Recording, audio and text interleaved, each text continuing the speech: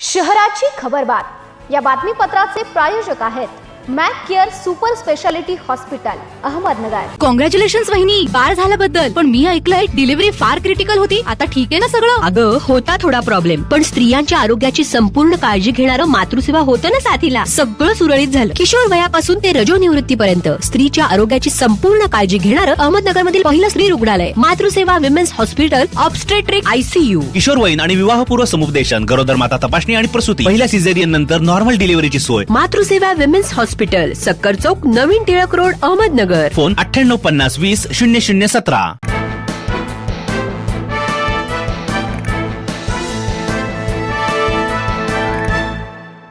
नमस्कार, मी साक्षी, न्यूज 24 सह्याद्रीमध्ये तुमचं स्वागत।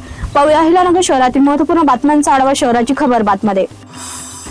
खासदार निलेश लंके यांनी राष्ट्रीय महामार्ग क्रमांक 753F या सुमारे 220 किलोमीटर लांबीच्या महामार्गाचे 6 पदरी सिमेंट कॉन्क्रीट मार्गात रूपांतर करण्याची मागणी केंद्र रस्ते वाहतूक व महामार्ग मंत्री नितीन गडकरी यांच्याकडे केली आहे। याबाबत त्यांनी नवी दिल्लीत मंत्री गडकरी यांची भेट घेऊन या महत्त्वाच्या मार्गाच्या सर्वांगीण विकासासाठी तातडीने प्रशासकीय मंजुरी देण्याची विनंती केली आहे।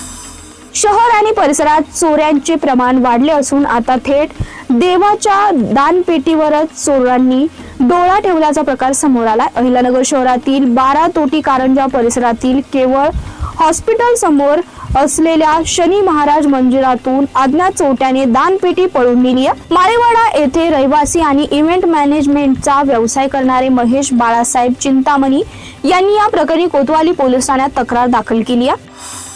अहिल्यानगर शहरातील महात्मा फुले चौकात पैशाच्या व्यवहाराच्या वादातून एका तरुणाला मारहाण झाल्याची घटना घडली आहे। शहानवाज हुसेन सय्यद यांनी व्यवहारातील पैसे परत करण्यासाठी 2 महिन्याच्या अवधी मागितल्याने वाद निर्माण झाला। त्यानंतर आरोपी अजिनाथ शिरसाट, त्याची आई आणि भावाने लाथाबुक्क्यांनी मारहाण करून शिवेगाळ व जीवे मारण्याची धमकी दिल्याची तक्रार करण्यात आली आहे। या प्रकरणी कोतवाली पोलीस ठाण्यात अदखलपात्र गुन्ह्याची नोंद करण्यात आली असून पोलीस उपनिरीक्षक दीपक मेडे पुढील तपास करत आहेत।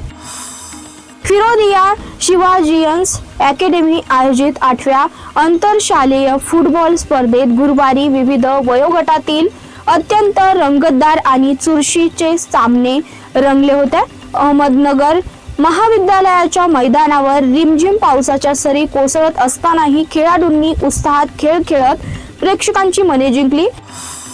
अहिल्यानगर शहराजवळ असणाऱ्या एका खासगी इंग्लिश माध्यम शाळेच्या मुख्याध्यापकांनी इयत्ता 3री मध्ये शिक्षण घेत असलेल्या मुलाच्या हाताला चावा घेऊन त्यानंतर गळा दाबून जवळपास 20 सेकंद उचलून धरल्याची घटना उघडकीस आली आहे। या प्रकरणी अहिल्यानगर तालुका पोलीस ठाण्यात मुख्याध्यापक गौतम बहादुरगे विरोधात बाल न्याय कायद्यानुसार गुन्हा दाखल करण्यात आलाय। शहराची खबरबातमध्ये इथे संपतो। तुम्ही पाहत राहा न्यूज 24 सह्याद्री। प्रायोजक होते Mac care super speciality hospital Ahmednagar.